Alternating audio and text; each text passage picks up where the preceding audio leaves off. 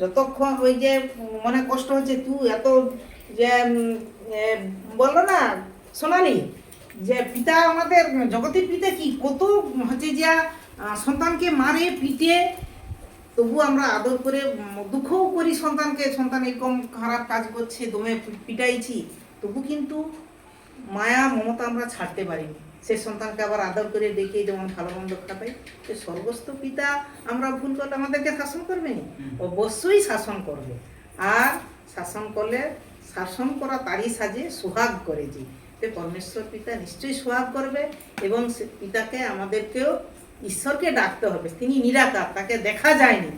হ্যাঁ, জগতে হচ্ছে যে ঈশ্বরকে দেখা যায়, সে চলতেও পারেনি, বলতেও পারেনি, খেতে পারেনি, তবু তার জন্য কত আড়ম্বর।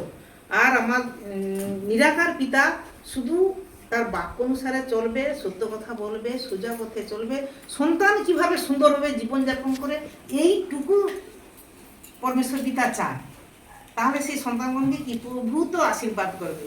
তো সর্বদা যেন আমরা কি যেন ঈশ্বরের পথ, ঈশ্বরকে যারা বিশ্বাস করছি ঈশ্বরের পথ থেকে যেন কোনোভাবেই না টুটি, অটল যেন আমরা থাকি।